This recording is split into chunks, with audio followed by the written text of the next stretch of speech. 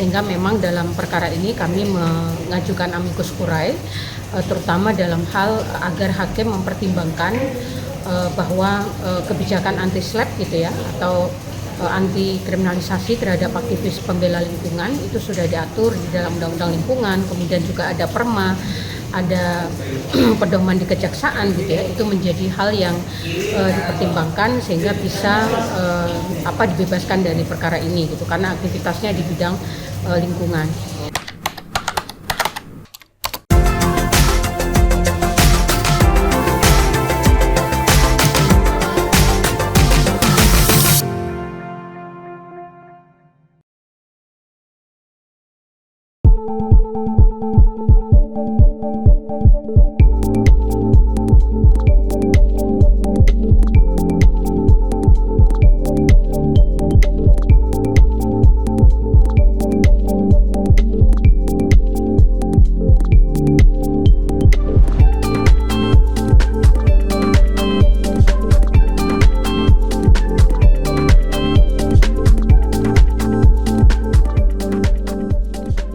Ya, jadi Komnas HAM memang sangat berkepentingan untuk memastikan bahwa dalam perkara Daniel ini dia didudukkan sebagai aktivis pembela HAM, karena dalam konteks pemenuhan dan pelindungan hak asasi, aktivis pembela HAM ini kan rentan mengalami kriminalisasi.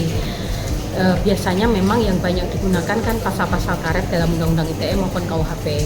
Sehingga memang dalam perkara ini kami mengajukan amicus curiae, terutama dalam hal agar hakim mempertimbangkan bahwa kebijakan anti-SLAPP gitu ya, atau anti kriminalisasi terhadap aktivis pembela lingkungan itu sudah diatur di dalam Undang-Undang Lingkungan, kemudian juga ada Perma, ada pedoman di kejaksaan gitu ya, itu menjadi hal yang dipertimbangkan sehingga bisa dibebaskan dari perkara ini gitu, karena aktivitasnya di bidang lingkungan.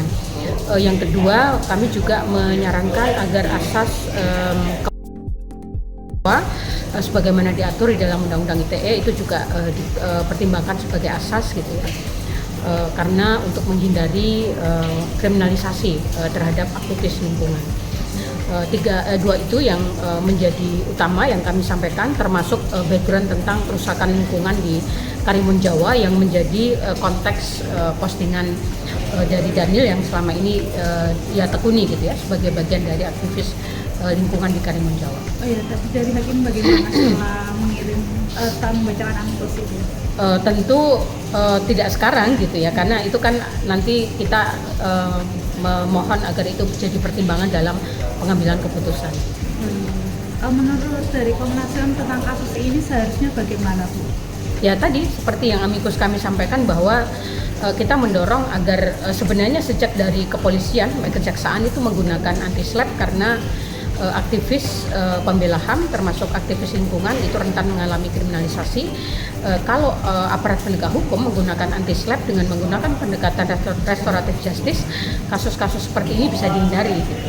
Tetapi kalau sudah masuk persidangan, maka ya kita mendorong tentu hakim nanti yang bisa menggunakan kewenangannya gitu ya untuk menggunakan kebijakan anti-SLAPP. Bu, tapi seharusnya kalau menurut dari Komnas HAM kasus ini seharusnya memang berlanjut ke persidangan atau nggak perlu, Bu? Bisa dihindari gitu ya, sejak di kepolisian. Artinya bagaimana sejak penyidikan gitu, karena kepolisian bisa memediasi gitu ya, karena apalagi tadi setelah mendengarkan ahli dari Undang-Undang ITE ini kan tidak memenuhi syarat ya, karena yang diajukan itu kan hanya komen di Facebook yang itu sifatnya terbatas ya, bukan postingan utama. Jadi menurut saya ke depan belajar dari kasus ini mestinya tidak perlu sampai ke persidangan.